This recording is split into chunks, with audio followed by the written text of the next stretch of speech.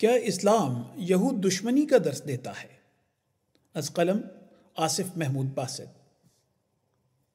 جس طرح اسلام کے ابتدائی زمانے میں یہودیوں کے ساتھ تنازعات خالصتاً سیاسی تھے، اسی طرح آج بھی ہیں، اور آج فلسطین اور اسرائیل کے تنازع کی جو شکل ہے یہ اسی کا تسلسل ہے، اور یہ بالضرور مسلمانوں اور یہودیوں کا تصادم نہیں بلکہ عرب اور اسرائیل کی جنگ ہے، جسے مذہبی عقائد کے تصادم کا رنگ دیا جا رہا ہے، جبکہ اصل لڑائی جغرافیائی اور سیاسی بنیادوں پر جاری ہے۔ اینٹی سیمیٹزم کی اصطلاح سے عرف عام میں یہود سے نفرت و دشمنی مراد لی جاتی ہے، اور گزشتہ چند دہائیوں سے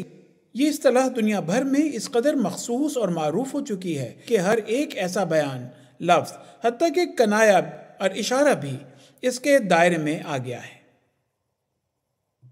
یوں اینٹی سیمیٹزم کی اصطلاح دنیا بھر میں یہودی برادری کے خلاف کسی بھی نوع کی ممکنہ نفرت کو ہوا دینے یا اظہار کرنے کا استعارہ بن چکی ہے۔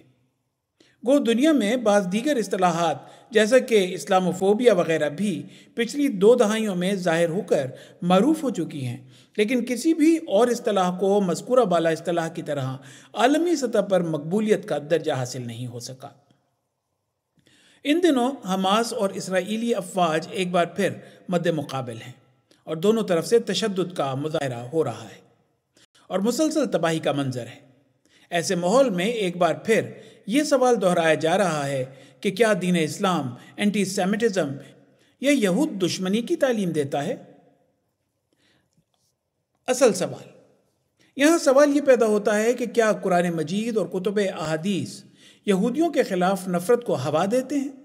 یا یہ کہ کیا اللہ تعالیٰ اور حضرت محمد مصطفیٰ صلی اللہ علیہ وسلم کو یہود سے دشمنی اور نفرت ہے؟ اس سوال کا یک لفظی جواب تو یہی ہے کہ نہیں۔ یاد رہے کہ اللہ تعالیٰ نے یہود کو اہل کتاب کے نام سے موسوم کیا ہے، ان کے اچھے اعمال کا ذکر کرتے ہوئے ساتھ ہی ان خطاؤں کا بھی ذکر کیا ہے جو ان میں سے بعض افراد سے سرزد ہوئیں، اور ان کے کفر کا بھی جو باقی تمام بنی نوع انسان کی طرح یہود کی طرف بھی اللہ تعالیٰ کی آخری اور کامل شریعت لے کر حضرت محمد صلی اللہ علیہ وسلم کا ظہور ہوا۔ یہود کے بارے میں اسلام کے موقف کو سمجھنے کے لیے یہ جاننا ضروری ہے کہ قرآن کریم ان کی درجہ بندی کس طرح کرتا ہے۔ قرآن کریم میں یہود کا ذکر۔ قرآن کریم میں یہودیوں کا ذکر مختلف اصطلاحات سے کیا گیا ہے: بنی اسرائیل، یہود اور اہل کتاب۔ اہل کتاب میں یہود کے ساتھ مسیحی بھی شامل ہیں۔ قرآن کریم میں بنی اسرائیل کے طور پر ذکر کرتے ہوئے زیادہ تر یہود پر اللہ تعالیٰ کے انعامات اور احسانات کا تذکرہ ہے، جیسا کہ ان کا مقام و مرتبہ دیگر اقوام کی نسبت زیادہ بلند کیا گیا وغیرہ، اور اسی طرح کی دیگر آیات میں یہود کی تاریخ کا بھی بیان ہے جو کم و بیش بائبل میں مذکورہ تاریخ کا ہی خلاصہ اور حاصل مطلب ہے۔ جبکہ قرآن کریم جہاں ان کا اہل کتاب کے طور پر ذکر کرتا ہے تو وہاں زیادہ تر اس پیغام کا ذکر ہوتا ہے جو ان کو اپنے پہلے نبیوں کے ذریعے ابتدائی صحائف میں ملا تھا، جس کی تجدید اور تکمیل حضرت بانی اسلام محمد مصطفیٰ صلی اللہ علیہ وسلم کے ذریعے ہوئی۔ اور ایسی آیات میں یہود کی توجہ اسلام کی پیش کردہ عقائد اور ان کی مشترکہ بنیادوں کی طرف بھی مبذول کروائی گئی ہے، تا یہود غور کر سکیں کہ انہوں نے اسلام کا انکار کیوں کیا ہے۔ قرآن کریم کی جن آیات میں یہود کی اپنی اصلی تعلیم سے انحراف کرنے اور خدا تعالیٰ کی طرف سے آنے والے آخری پیغام سے بیزاری کا ذکر ہے، وہاں ان بعض سزاؤں کا بھی ذکر ہے جو اللہ تعالیٰ کی طرف سے ان پر نازل ہوں گی۔ مثلا سورہ البینہ کی ابتدائی آیات میں ان کفار کا ذکر ہے جن کے پاس خدا تعالیٰ کی طرف سے واضح دلیلیں آ چکی تھیں۔ اس آیت کا آخری حصہ خاص طور پر قابل توجہ ہے، لیکن اس کی طرف ہم بعد میں لوٹیں گے۔ اس سورت کے آخری آیت میں یہود کے اہل کتاب ہونے کے باوجود خدا تعالیٰ کے اس پیغام کو قبول کرنے سے انکار کا ذکر ہے۔ یوں ان کا تذکرہ مشرکین کے ساتھ کرتے ہوئے انہیں شر البریہ یعنی بدترین مخلوق قرار دیا گیا ہے۔ یہاں یہ امر بطور خاص توجہ طلب ہے کہ یہود کے کفر و ایمان کے معاملے میں اللہ تعالیٰ نے سزا کو اپنے ذمہ لیا ہے، اور نوع انسانی میں سے کسی کو بھی یہود پر کوئی سزا یا تعزیر عائد کرنے کا ذمہ دار نہیں بنایا گیا۔ اسی طرح بعض دیگر مقامات پر مثلا سورہ المائدہ کی آیت 69-70 میں حضرت رسول کریم صلی اللہ علیہ وسلم کو یہ ہدایت بھی کی گئی ہے کہ وہ خدا تعالیٰ کا زندگی بخش پیغام ملنے کے باوجود اہل کتاب میں سے بعض کے باغی اور کافر ہو جانے والوں کے لیے غمگین نہ ہوں۔ ان کی سرکشی اور کفر کی حالت پر رنجیدہ نہ ہونے کی وجوہات اگلی آیت سے سمجھی جا سکتی ہیں، جس میں کہا گیا ہے کہ اعوذ باللہ من الشیطان الرجیم قل یا اہل الكتاب لستم علی شیء حتی تقیموا التوراة والانجیل وما انزل الیکم من ربکم وَلَيَزِيدَنَّ كَثِيرًا مِّنْهُمْ مَا أُنزِلَ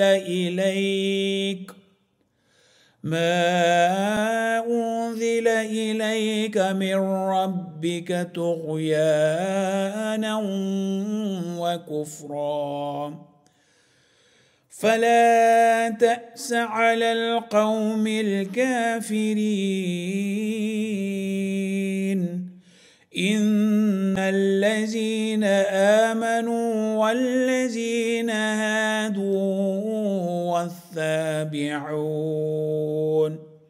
والطابئون والنسارى من آمن بالله واليوم الآخر وعمل صالحا فلا خوف عليهم ولا هم يحزنون۔ سورہ المائدہ آیات 69-70۔ ترجمہ: کہہ دے اے اہل کتاب، تم کسی بات پر بھی نہیں جب تک تورات اور انجیل کو اور اسے قائم نہ کرو جو تمہاری طرف تمہارے رب کی طرف سے اتارا گیا، اور وہ جو تیرے رب کی طرف سے تیری طرف اتارا گیا ہے ان میں سے کثیر تعداد کو یقیناً بغاوت اور کفر میں بڑھائے گا، پس تو کافر قوم پر افسوس نہ کر۔ یقیناً وہ لوگ جو ایمان لائے اور جو یہودی ہوئے اور صابی اور نصرانی جو بھی اللہ پر ایمان لایا اور یوم آخرت پر اور نیک عمل بجا لایا، ان پر کوئی خوف نہیں اور وہ کوئی غم نہیں کریں گے۔ پس ایک بار پھر اللہ تعالیٰ نے یہود کے کفر پر سرزنش کرنے کی ذمہ داری خود لی ہے اور حضور صلی اللہ علیہ وسلم کو یقین دلایا ہے کہ اہل کتاب میں سے نیک لوگ جب تک اللہ، یوم آخرت اور اس پر ایمان رکھتے ہیں آخرت کے غم اور خوف سے محفوظ رہیں گے اور اعمال صالحہ بجا لائیں گے۔ مسلمانوں کے مختلف مکاتب فکر کے فقہا اور متکلمین نے اس آیت کو یہود کے قبول اسلام کی ضروری شرط پوری کیے بغیر نجات کا سختی سے انکار کیا ہے، جبکہ بعض دوسرے مفسرین نے آیت میں مذکورہ عمل صالح کو قابل تشریح رکھا ہے۔ نیز مفسرین کے ایک گروہ مثلا علامہ طبرسی نے اس آیت کو حضرت ابن عباس رضی اللہ تعالیٰ عنہ کی روایت پر بنا کرتے ہوئے سورہ آل عمران کی مندرجہ ذیل آیت سے منسوخ شدہ بتایا ہے۔ اعوذ باللہ من الشیطان الرجیم وَمَن يَبْتَغِ غَيْرَ الْإِسْلَامِ دِينًا فَلَن يُقْبَلَ مِنْهُ وَهُوَ فِي الْآخِرَةِ مِنَ الْخَاسِرِينَ۔ اور جو بھی اسلام کے سوا کوئی دین پسند کرے تو ہرگز اس سے قبول نہیں کیا جائے گا اور آخرت میں وہ گھاٹا پانے والوں میں سے ہوگا۔ ترجمہ بیان فرمودہ حضرت خلیفۃ المسیح الرابع رحمہ اللہ تعالی۔ حالانکہ اسی مضمون کے درج ذیل آیت حضور صلی اللہ علیہ وسلم پر نزول قرآن کے آخری برسوں میں مندرجہ بالا آیات کے بعد بھی اتری۔ اعوذ باللہ من الشیطان الرجیم إن الذين آمنوا والذين هادوا والصابئون والنصارى من آمن بالله واليوم الآخر وعمل صالحا فلا خوف عليهم ولا هم يحزنون۔ سورہ المائدہ آیت نمبر 70۔ ترجمہ: یقیناً وہ لوگ جو ایمان لائے اور جو یہودی ہوئے اور صابی اور نصرانی جو بھی اللہ پر ایمان لایا اور یوم آخرت پر اور نیک عمل بجا لایا، ان پر کوئی خوف نہیں اور وہ کوئی غم نہیں کریں گے۔ یوں ناسخ منسوخ کی بحث اپنی بنیاد کھو چکی، لہذا ہم قرآن کریم کی ایسی آیات کے اصل معانی و مفہوم کی تلاش کا سفر جاری رکھتے ہیں۔ قرآن کریم کے مفسرین کے دیگر طبقات میں ہمیں دو بڑے مکاتب فکر نظر آتے ہیں۔ ان میں سے ایک وہ گروہ ہے جو اس آیت کا اطلاق ظہور اسلام سے پہلے گزر چکے اہل کتاب پر کرتا ہے، جبکہ دوسرے علماء وہ ہیں جو اس آیت کے افاقیت کو برقرار رکھتے اور اسے پہلے اور بعد میں آنے والے تمام زمانوں پر لاگو قرار دیتے ہیں۔ مؤخر ذکر اس کا مطلب یہ بتاتے ہیں کہ اللہ تعالیٰ پر ایمان کے لیے حضرت نبی کریم محمد مصطفیٰ صلی اللہ علیہ وسلم پر بھی ایمان لانا شرط ہے۔ یوں ان کے نزدیک نجات صرف ان لوگوں کے لیے محدود ہے جو اہل کتاب میں سے اسلام قبول کر لیتے ہیں، لیکن اس صورت میں بھی اس آیت کی افاقیت کا عنصر محض جزوی طور پر لاگو ہوتا ہے۔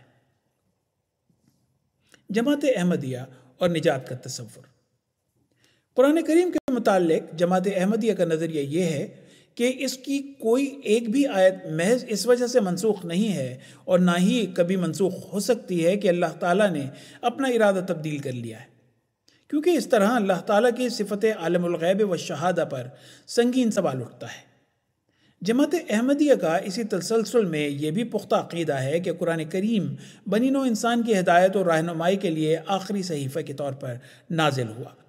اور صرف قرآن کریم ہی ابد تک قابل عمل اور تمام ضروری اور درکار ہدایات کا جامع اور ماخذ رہے گا۔ پس زیر بحث آیت کا اطلاق ان تمام اہل کتاب پر ہوتا ہے جو زمین پر کبھی زندہ موجود رہے تھے یا آئندہ کبھی ہوں گے، یعنی قرآن کریم ہی سب کے لیے کتاب ہدایت قرار پائی۔ اس تعلق سے جماعت احمدیہ کے لٹریچر میں یہ آیت تمام اہل کتاب کا ذکر لیے ہوئے ہے، اور ہم دیکھتے ہیں کہ اس آیت کے معانی و مفاہیم جتنے جامع ہیں اتنے ہی بے نظیر بھی ہیں۔ بانی جماعت احمدیہ حضرت اقدس مسیح موعود علیہ السلام نے فہم القرآن کے لیے ایک اصول اور قاعدہ بیان کرتے ہوئے محکمات و متشابہات کا ذکر کیا ہے۔ قرآن کریم میں عادت اللہ ہے کہ بعض جگہ تفصیل ہوتی ہے اور بعض جگہ اجمال سے کام لیا جاتا ہے، اور پڑھنے والے کے لیے ضروری ہوتا ہے کہ مجمل آیات کے لیے ایسے طور سے معنی کرے کہ آیات مفصلہ سے مخالف نہ ہو جائیں۔ مثلا خدا تعالیٰ نے تصریح سے فرما دیا کہ شرک نہیں بخشا جائے گا، مگر قرآن شریف کی یہ آیت کہ ان اللہ یغفر الذنوب جمیعا، سورہ الزمر آیت نمبر 54، اس آیت سے مخالف معلوم ہوتی ہے جس میں لکھا ہے کہ شرک نہیں بخشا جائے گا۔ بس یہ الہاد ہوگا کہ اس آیت کے وہ معنی کیے جائیں کہ جو آیات محکمات بینات کے مخالف ہیں۔ حوالہ حقیقت الوحی۔ یعنی محکمات ایسی آیات ہوتی ہیں جن کا پیغام اور منطوق بالکل واضح اور کھول کر بیان کر دیا جاتا ہے، جبکہ مؤخر و ذکر ایسی آیات ہیں جن میں محکمات کی تفصیلات بیان ہوتی ہیں۔ آپ علیہ السلام نے زیر بحث آیت کا متشابہات میں شمار فرمایا ہے اور بتایا ہے کہ اس آیت کا مکمل مفہوم اس آیت سے اخذ کرنا چاہیے جو واضح طور پر محکمات میں سے ہے۔ اعوذ باللہ من الشیطان الرجیم ان الذين يكفرون بالله ورسله ويريدون ان يفرقوا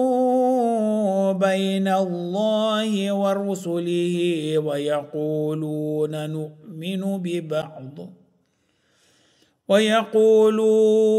نؤمن ببعض ونكفر ببعض وَيُرِيدُونَ أَن يَتَّخِذُوا بَيْنَ ذَلِكَ سَبِيلًا أُولَئِكَ هُمُ الْكَافِرُونَ حَقًّا وَأَعْتَدْنَا لِلْكَافِرِينَ عَذَابًا مُهِينًا۔ سورہ النساء آیت 151-152۔ ترجمہ: یقیناً وہ لوگ جو اللہ اور اس کے رسول کا انکار کرتے ہیں اور چاہتے ہیں کہ اللہ اور اس کے رسولوں کے درمیان تفریق کریں اور کہتے ہیں کہ ہم بعض پر ایمان لائیں گے اور بعض کا انکار کر دیں گے اور چاہتے ہیں کہ اس کے بیچ کی کوئی راہ اختیار کریں، یہی لوگ ہیں جو پکے کافر ہیں اور ہم نے کافروں کے لیے رسوا کرنے والا عذاب تیار کر رکھا ہے۔ اب اگر ہم حضرت اقدس مسیح موعود علیہ السلام کی تفسیر کی روشنی میں ان دونوں آیات کو یکجائی نظر سے دیکھیں تو یہ بات واضح تر ہوتی ہے کہ اللہ تعالیٰ نے یہاں بھی ایسے لوگوں کو سزا دینے کا حق خود اپنے لیے مخصوص رکھا ہے۔ تاہم حضرت اقدس مسیح موعود علیہ السلام اس آیت کے منطوق کو غیر معمولی حالات کے ساتھ واضح فرما رہے ہیں، جہاں حضرت نبی کریم محمد مصطفیٰ صلی اللہ علیہ وسلم کا پیغام کسی فرد کو اتمام حجت کے درجے تک اور مناسب طریق پر پہنچایا گیا ہو۔ اگر ایسا ہے تو اس کا انکار کفر کے مترادف ہوگا جو اسے نجات کے حق سے محروم کر دے گا۔ تاہم کسی پر حجت تمام ہو چکی یا نہیں، اس کا علم صرف اللہ تعالیٰ کے پاس ہے۔ دوسری طرف یہ بھی نظر آتا ہے کہ اکثر مفسرین حضرت محمد صلی اللہ علیہ وسلم کے پیغام کی تبلیغ کو مناسب اور معقول طریق پر پہنچانے کی ذمہ داری محض مبلغ پر ڈالتے ہیں، لیکن حضور علیہ السلام جس شخص پر اتمام حجت کی جا رہی ہے اس شخص کی ذہنی صلاحیت کا تذکرہ کر کے ایک نہایت بے مثال نقطۂ نظر پیش فرما رہے ہیں۔ فرمایا، ہاں، عقل اس بات کو چاہتی ہے کہ چونکہ لوگ مختلف استعداد اور مختلف فہم پر مجبول ہیں، اس لیے اتمام حجت بھی صرف ایک ہی طرز سے نہیں ہوگا۔ پس جو لوگ بوجہ علمی استعداد کے خدا کے براہین اور نشانوں اور دین کی خوبیوں کو بہت آسانی سے سمجھ سکتے ہیں اور شناخت کر سکتے ہیں، وہ اگر خدا کے رسول سے انکار کریں تو وہ کفر کے اول درجے پر ہوں گے، اور جو لوگ اس قدر فہم اور علم نہیں رکھتے مگر خدا کے نزدیک ان پر بھی ان کے فہم کے مطابق حجت پوری ہو چکی ہے، ان پر بھی رسول کے انکار کا مواخذہ ہوگا مگر بنسبت پہلے منکرین کے کم۔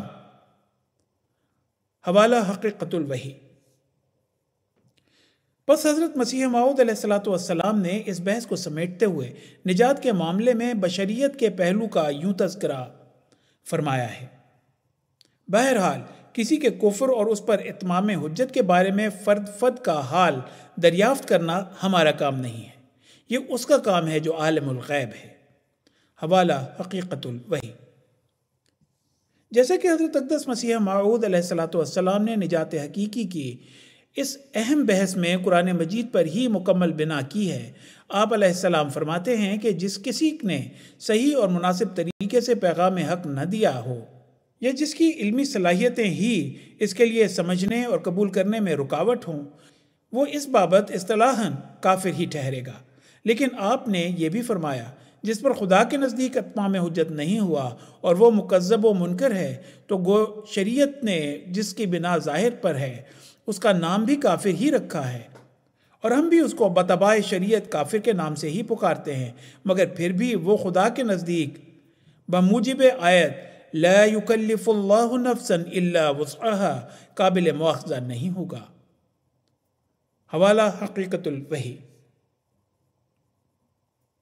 خلفائے احمدیت اور مسئلہ نجات۔ حضرت مسیح موعود علیہ السلام کے بعد خلافت کا نظام جماعت احمدیہ میں قرآن کریم کی درست تفہیم کو برقرار رکھنے کے لیے اور ہر زمانے کے تقاضوں کے مطابق ان کے مطابق کرنے کے لیے قائم ہے۔ زیر نظر آیت پر حضرت مصلح موعود خلیفۃ المسیح الثانی رضی اللہ تعالی عنہ نے نجات کے لیے حضرت رسول اللہ صلی اللہ علیہ وسلم کے پیغام کو قبول کرنے کی شرط پر زور دیتے ہوئے اس استثنائی پہلو کی مزید وضاحت کی ہے۔ فرمایا، ہم تو یہ عقیدہ رکھتے ہیں کہ جہنم ان لوگوں کو ملے گی جو کہ دیدہ و دانستہ شرارت سے سچائیوں کا انکار کرتے ہیں۔ کلمہ منہ سے پڑھنا تو انسان کو صداقت سے بہت کچھ قریب کر دیتا ہے، جو شخص انبیاء و کتب کا بھی منکر ہے، اس کا انکار بھی اگر دیانتداری کے ساتھ ہے اور اس پر خدا کی حجت تمام نہیں ہوئی تو ہمارے نزدیک تو وہ شخص رحم کا مستحق ہے۔ اللہ تعالیٰ قرآن کریم میں صاف فرماتا ہے کہ رحمتی وسعت کل شیء، میری رحمت ہر چیز کو ڈھانپے ہوئے ہے، اور فرماتا ہے کہ وَمَا خَلَقْتُ الْجِنَّ وَالْإِنسَ إِلَّا لِيَعْبُدُونَ، میں نے سارے انسانوں کو اپنا مسیل ہونے کے لیے بنایا ہے اور اپنا عبد ہونے کے لیے بنایا ہے۔ اور اللہ تعالیٰ دوسری جگہ فرماتا ہے فَادْخُلِي فِي عِبَادِي وَادْخُلِي جَنَّتِي، جو میرے عبد ہوں وہ میری جنت میں داخل ہو جاتے ہیں۔ مسلمان اس دنیا میں باقی مذاہب کے مقابل پر تیسرا یا چوتھا حصہ ہیں، پھر ان میں سے 1000 میں سے ایک یا اس سے بھی کم بقول مودودی صاحب کے اسلام سے قطعی طور پر ناواقف ہیں اور رسومات کفر میں مبتلا ہیں، تو گویا دنیا کی کل آبادی میں سے 40,000 آدمی اسلام سے واقف ہیں، پھر ان میں سے بھی معلوم نہیں سچے مسلمان کتنے ہیں اور دکھاوے کے کتنے۔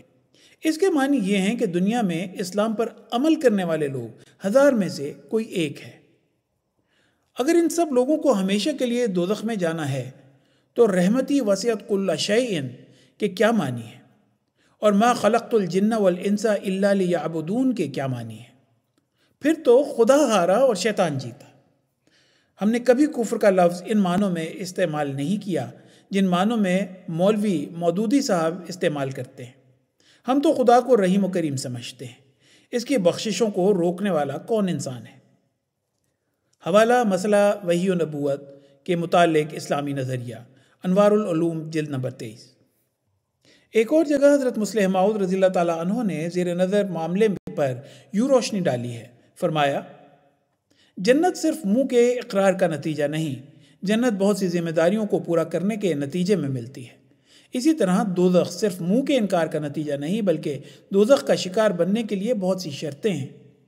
کوئی انسان دوزخ میں نہیں جا سکتا جب تک اس پر حجت تمام نہ ہو، خواہ وہ بڑی سے بڑی صداقت کا ہی منکر کیوں نہ ہو۔ حوالہ احمدیت کا پیغام۔ اسی طرح جماعت احمدیہ کے چوتھے امام حضرت خلیفۃ المسیح الرابع رحمہ اللہ تعالیٰ نے زیر نظر آیت کی وسیع تر معانی پر روشنی ڈالی ہے۔ حضور رحمہ اللہ تعالیٰ اپنی کتاب اسلام اور عصر حاضر کے مسائل کا حل میں نجات پر کسی ایک مذہب کی اجارہ داری نہیں ہو سکتی کہ عنوان کے تحت فرماتے ہیں انسان کی حقیقی نجات کا بظاہر سیدھا سادہ سا مسئلہ بھی مذہبی دنیا میں امن کے لیے ایک خطرہ بن سکتا ہے، خصوصاً جب یہ دعویٰ کیا جائے کہ جو شخص شیطان سے بچنے اور نجات کے لیے ایک خاص مذہب کو اختیار نہیں کرے گا وہ ابدی جہنم کا وارث ہوگا، تو اس کا نتیجہ سوائے بدامنی کے اور کیا ہو سکتا ہے؟ ایک مذہب کو نجات اور گناہ سے رہائی کا ذریعہ قرار دینا اور بات ہے، لیکن ساتھ ہی یہ فتویٰ صادر کر دینا کہ جو شخص حصول نجات کے لیے اس مذہب میں داخل نہ ہوگا وہ ضرور جہنم میں ڈالا جائے گا، یہ ایک بالکل مختلف بات ہے۔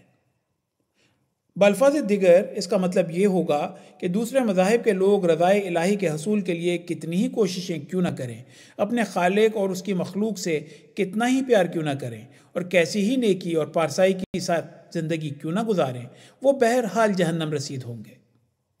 ان کا قصور اگر ہے تو صرف اتنا کہ وہ نجات کے لیے اس خاص مذہب میں داخل نہیں ہوئے۔ جب ایسے کٹر اور تنگ نظری اور عدم رواداری پر مبنی نظریے کا اشتعال انگیز پیرائے میں اظہار کیا جائے جیسا کہ مذہبی متشدد لوگ عام طور پر کیا کرتے ہیں تو اس سے سخت فتنہ و فساد کا دروازہ کھل جاتا ہے۔ میں اپنے قارئین کرام کو یقین دلانا چاہتا ہوں کہ اسلام کی طرف ایسے کٹر نظریے کو منسوب کرنے کا ہرگز کوئی جواز موجود نہیں۔ قرآن کریم اس ضمن میں یکسر مختلف نظریہ پیش کرتا ہے۔ قرآن کریم کی روح سے نجات پر کسی ایک مذہب کی اجارہ داری نہیں۔ وہ لوگ جنہیں اپنے آباء و اجداد سے غلط نظریات ورثے میں ملے ہیں مگر وہ عام طور پر سچائی اور خلوص کے ساتھ زندگی بسر کرنے کی کوشش کرتے ہیں، وہ نجات سے محروم نہیں کیے جا سکتے۔ اسی طرح وہ لوگ جنہیں اللہ تعالیٰ کی نئی شریعت کا علم ہی نہیں ہوا اور وہ جانتے ہی نہیں کہ ہدایت کی ایک نئے دور کا آغاز ہو چکا ہے، ان پر بھی نجات کا دروازہ بند نہیں ہوگا، بشرطے کہ ان کی لا علمی اپنی کوتاہی یا غلطی کے باعث نہ ہو۔ نجات کے متعلق اس نقطے کی وضاحت قرآن کریم کی یہ آیت کرتی ہے اعوذ باللہ من الشیطان الرجیم لِكُلِّ أُمَّةٍ جَعَلْنَا مَنسَكًا هُمْ نَاسِكُوهُ فَلَا يُنَازِعُنَّكَ فِي الْأَمْرِ وَادْعُ إِلَى رَبِّكَ إِنَّكَ لَعَلَى هُدًى مستقیم۔ حوالہ سورہ الحج آیت نمبر 68۔ ہر ملت کے لیے ہم نے قربانی کا طریق مقرر کیا ہے جس کے مطابق وہ قربانی کرتے ہیں، بس وہ اس بارے میں تجھ سے ہرگز کوئی جھگڑا نہ کریں اور تو اپنے رب کی طرف بلا، یقیناً تو ہدایت کی سیدھی راہ پر گامزن ہے۔ حضور رحمہ اللہ تعالیٰ اہل کتاب کے متعلق قرآن کریم کی بعض دیگر آیات پیش کرتے ہیں اور اپنے اس استدلال کی تائید میں قرآن کریم کے حوالے سے فرماتے ہیں: اعوذ باللہ من الشیطان الرجیم لیسوا سواء من اہل الكتاب امۃ قائمۃ يتلون آيات الله آناء الليل وهم يسجدون يؤمنون بالله واليوم الآخر ويأمرون بالمعروف وينهون عن المنكر ويسارعون في الخيرات وَأُولَئِكَ مِنَ الصَّالِحِينَ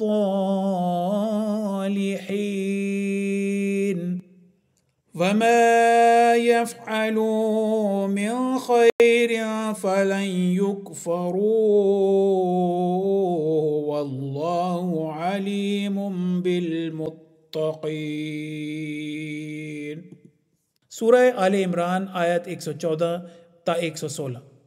ترجمہ: وہ سب ایک جیسے نہیں، اہل کتاب میں سے ایک جماعت اپنے مسلک پر قائم ہے، وہ رات کے اوقات میں اللہ کی آیات کی تلاوت کرتے ہیں اور وہ سجدے کر رہے ہوتے ہیں، وہ اللہ پر ایمان لاتے ہیں اور یوم آخرت پر، اور اچھی باتوں کا حکم دیتے ہیں اور بری باتوں سے روکتے ہیں، اور نیکیوں میں ایک دوسرے سے سبقت لے جانے کی کوشش کرتے ہیں،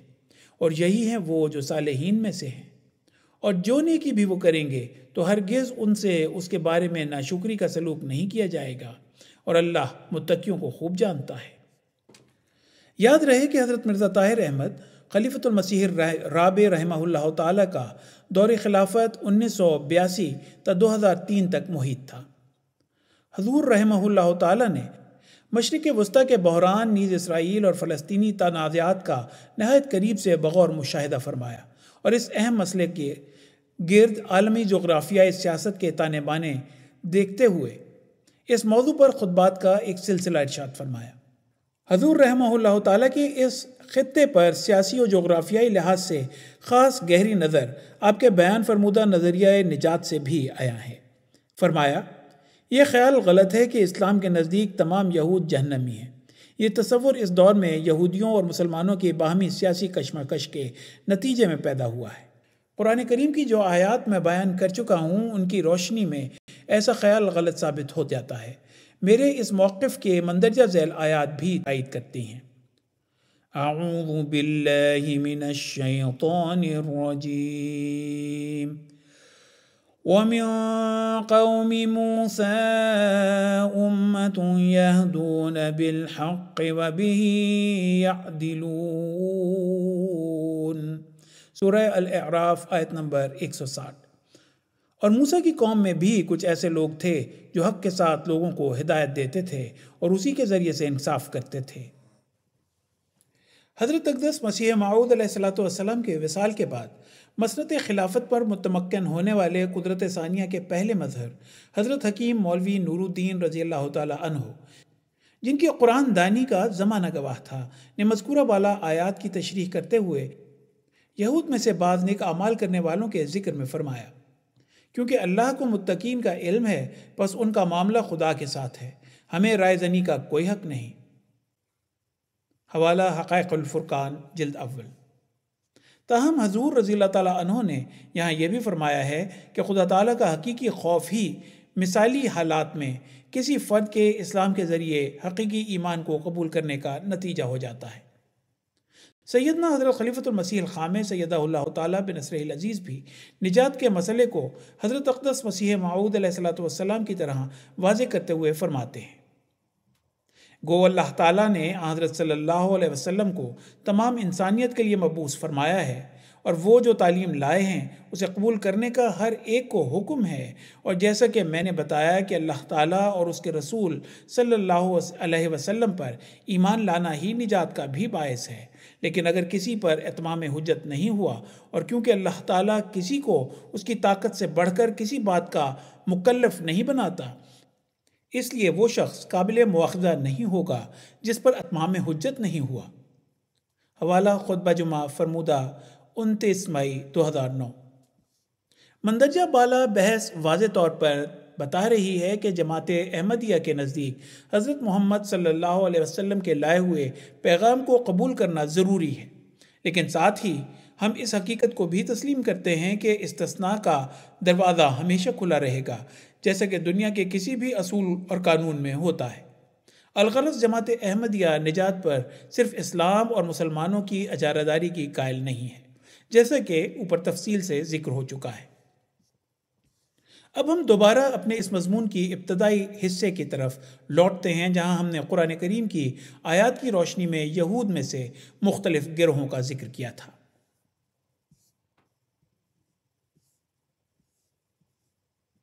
ابتدائی اسلام کا سیاسی منظرنامہ۔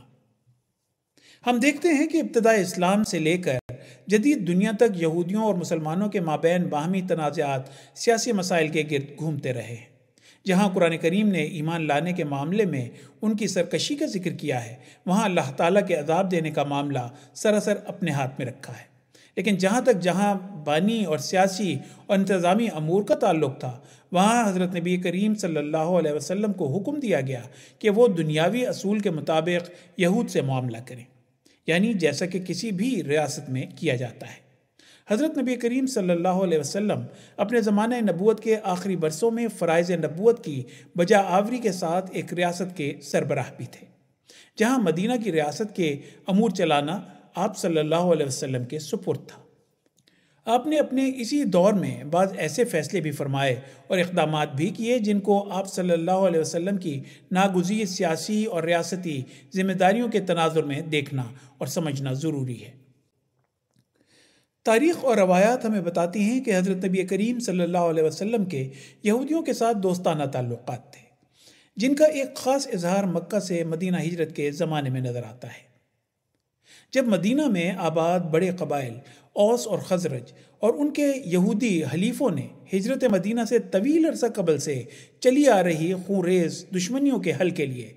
آپ صلی اللہ علیہ وسلم کی ثالثی قبول کی۔ ہجرت کے بعد مدینہ پہنچتے ہی حضرت نبی کریم صلی اللہ علیہ وسلم نے فوری طور پر ایک ریاست کے قیام کے لیے اقدامات فرمائے جو معاشرے میں قیام امن کے ضامن ٹھہرے۔ ایک ایسی ریاست جہاں بسنے والے قبائل باہم دست و گریبان نہ ہوں، جنگ و جدل اور خون ریزی کا ماحول نہ ہو، بلکہ تمام باہمی تنازعات کو پرامن طریقے سے حل کرنے کا رجحان ہو۔ آپ صلی اللہ علیہ وسلم کی تدابیر بارآور ٹھہری اور ایک صحیفہ جسے عرف عام میں میثاق مدینہ کہا جاتا ہے پر سب کا اتفاق ہو گیا، اور اس صحیفے پر مدینہ کے شہریوں میں سے مسلمان مہاجرین و انصار کے ساتھ ساتھ مقامی یہودی قبائل نے بھی دستخط کیے۔ حوالہ the constitution of Medina by R B. Serjeant. روایات کے مطابق قریشی مکہ کو ہجرت اور مدینہ پہنچ کر وہاں کے مقامی ماحول میں مسلمانوں کی پرامن آبادکاری پر اول تو یقین نہیں آیا، اور جب آیت اور روایتی سازشوں میں جت گئے کہ کسی طرح مدینہ میں قائم ہونے والے پرامن معاشرے کو بھی بد امنی کا شکار کر دیں۔ بدر کی جنگ میں قریش کی غیر متوقع شکست نے ان کے انا کو جب مزید مجروح کر دیا تو یہ اہل قریش ریاست مدینہ میں خانہ جنگی بھڑکانے کی راہیں تلاش کرنے لگے، جہاں مسلمانوں کی چھوٹی سی جماعت یہودیوں اور بت پرستوں کے ساتھ امن اور ہم آہنگی سے آباد تھی۔ اسی طرح بدر کے میدان میں ملنے والی فتح عظیم نے حضرت نبی کریم صلی اللہ علیہ وسلم اور آپ کے متبعین کے ظاہری برتری کا بھی اعلان کر دیا، تو مدینہ میں آباد کچھ یہودی حلقے مسلمانوں کے ساتھ اپنے امن معاہدوں کو بالائے طاق رکھتے ہوئے انہیں جنگ کی دعوت دینے لگے۔ ان نئی مبارزت کا واحد مقصد ان یہود کا مدینہ میں پھر سے اپنے سابقہ برتری کو ثابت کرنا تھا۔ حوالہ سنن ابو داؤد۔ اسی طرح کے بعض دیگر عوامل نے بنو قینقاع کے ساتھ تعلقات کو بدامنی میں بدل دیا، جس کے نتیجے میں ان کے ساتھ ایک جنگ ہوئی۔ یوں یہ مسلمانوں کے ساتھ معاہدہ امن پر دستخط کر کے اسے توڑنے والا پہلا یہودی قبیلہ ٹھہرا۔ حوالہ طبقات ابن سعد۔ یہاں اپنے قارئین کو یاد دلاتے چلیں کہ مدینہ کے تمام اکائیوں بشمولیت یہودی قبائل نے حضرت نبی کریم صلی اللہ علیہ وسلم کو اپنے باہمی جھگڑوں کی صورت میں بطور ثالث اور ریاست مدینہ کے متفقہ حاکم کے طور پر قبول کیا تھا۔ بنو قینقاع کی بغاوت اور بعد میں دیگر یہودی قبائل کی شوریدہ سری کو بہر طور ایک قائم شدہ ریاست کے خلاف غداری کے طور پر دیکھا جاتا تھا، نہ کہ محض یہودیوں کے ساتھ مذہبی یا مسلکی اختلاف کا نتیجہ۔ اور یقیناً یہی حقیقت اسماء بنت مروان اور کعب بن اشرف جیسے افراد کے ساتھ پیش آمدہ معاملات میں بھی نظر آتی ہے، جنہیں محض ان کے عقائد کی وجہ سے نہیں بلکہ ریاست کے خلاف بغاوت کی تحریک چلانے پر قرار واقعی سزا دی گئی۔ حوالہ صحیح بخاری۔ اس دور میں تو یہ حقیقت تمام متعلقہ حلقوں کو سمجھ آ گئی تھی، لیکن بعد کے زمانوں میں بعض انتہا پسند اسلامی گروہوں نے محض پروپیگنڈے کی خاطر مذکورہ بالا افراد کے قتل کو حضرت نبی کریم صلی اللہ علیہ وسلم کی گستاخی کی سزا کی مثال کے طور پر پیش کیا، جبکہ دین اسلام کی خوبصورت اور پرامن تعلیم کے خلاف جھوٹا پروپیگنڈا کرنے والوں نے ایسی ہی غلط تشریحات کا فائدہ اٹھاتے ہوئے ان واقعات کو اسلام کے خلاف استعمال کیا اور آج تک کرتے ہیں۔ تاہم یہ ایک اٹل حقیقت ہے کہ یہ دو افراد ہی تب ریاست کے خلاف خود غداری کرنے اور دوسروں کو بغاوت پر اکسانے میں ملوث تھے، نہ کہ گستاخی کے مرتکب ہوئے تھے، اور نہ ہی یہ واقعات کسی صورت میں بھی اسلام کو یہود دشمنی کا علمبردار بناتے ہیں۔ قبائل یہود میں سے بنو نذیر اور بنو قریظہ کے ساتھ جنگ کی نوبت تک پہنچانے والے واقعات بھی صاف ظاہر کرتے ہیں کہ قریش مکہ نے ان یہودی قبائل کو ریاست مدینہ کے خلاف اتحادی بننے کی دعوت دی، اور سیاسی سمجھ بوجھ رکھنے کے باوجود یہ دونوں قبائل قریش کے ساتھ سازشوں میں شامل ہو گئے۔ یہودی قبائل کے ساتھ پیش آنے والے مارکے ریاست کے خلاف بغاوت اور امن معاہدوں کی خلاف ورزی کا نتیجہ تھے۔ حوالہ صحیح بخاری۔ بعض مستشرقین اگرچہ یہ بحث اٹھاتے رہے ہیں کہ ان یہودی قبائل کے ساتھ کیا گیا سلوک کیا واقعی جائز تھا، یا اس معاملے میں ان یہود کو ملنے والی سزا حقیقت میں قرار واقعی تھی یا نہیں، مگر اس حقیقت پر مسلمان یا غیر مسلم مورخین یکساں متفق ہیں کہ مذکورہ والا یہودی قبائل کو حضرت نبی کریم صلی اللہ علیہ وسلم نے ریاست کے ساتھ معاہدوں کی خلاف ورزی اور ریاست کے خلاف بغاوت پر اکسانے کی پاداش میں سزا دی تھی۔ ہم اپنی اس بحث کو سمیٹتے ہوئے ایک بار پھر دہراتے ہیں کہ قرآن کریم واضح طور پر فرماتا ہے کہ اللہ تعالیٰ نے کسی فرد کے مذہبی عقائد اور کسی مرسل من اللہ کے پیغام کا انکار کرنے والوں کا معاملہ اور اس پر سزا کے تعین کا فیصلہ سراسر آخرت کے لیے رکھ چھوڑا ہے۔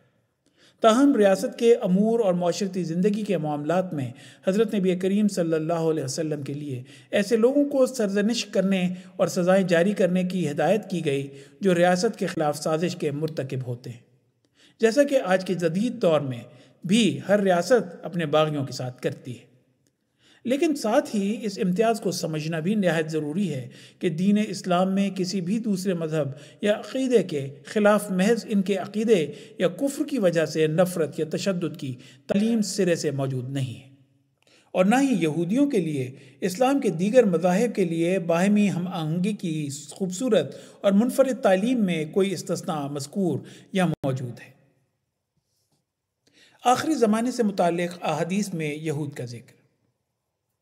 ایک بار جب یہ حقیقت قائم ہو جاتی ہے کہ کسی کے عقیدے کا معاملہ اللہ تعالیٰ کے ہاتھ میں ہے اور صرف وہی ایسے معاملات میں سزا دینے یا معاف کرنے کا حق محفوظ رکھتا ہے، تو اس کی روشنی میں بعض ایسی احادیث کی وجہ سے اسلام کی طرف منسوب یہود دشمنی کے الزامات کو دور کرنا مزید آسان ہو جاتا ہے، جو آخری زمانے کی خبروں کے ضمن میں آئی ہیں۔ اس زیر نظر مسئلے کو آسان بنانے کے لیے ہم ایسی احادیث میں سے صرف 2 بطور مثال پیش کرتے ہیں۔ حوالہ صحیح مسلم کتاب الفتن، یعنی حضرت ابو ہریرہ رضی اللہ تعالیٰ عنہ سے روایت ہے کہ رسول اللہ صلی اللہ علیہ وسلم نے فرمایا، قیامت قائم نہ ہوگی یہاں تک کہ مسلمان یہودیوں سے جنگ کریں اور مسلمان انہیں قتل کر دیں، یہاں تک کہ یہودی درخت کے پیچھے چھپیں گے تو پتھر یا درخت کہے گا، اے مسلمان، یہ یہودی میرے پیچھے ہے، آؤ اور اسے قتل کر دو، سوائے درخت غرقد کے، کیونکہ وہ یہود کے درختوں میں سے ہے۔ اسی طرح روایت ہے کہ یعنی حضرت رسول اللہ صلی اللہ علیہ وسلم نے فرمایا، قیامت اس وقت تک قائم نہ ہوگی جب تک یہودیوں سے تمہاری جنگ نہ ہو لے، اور وہ پتھر بھی اس وقت بول اٹھیں گے جن کے پیچھے یہودی چھپا ہوگا کہ اے مسلمان، یہ یہودی میرے پیچھے چھپا ہوا ہے، اسے قتل کر ڈالو۔ ہم نے یہاں دونوں احادیث جو بظاہر یکساں معنی رکھتی ہیں الگ الگ اس لیے درج کی ہیں تاکہ ان احادیث میں استعمال ہونے والے استعارے اور آخری زمانے کے متعلق ان کی تمثیلی نوعیت سامنے آ جائے۔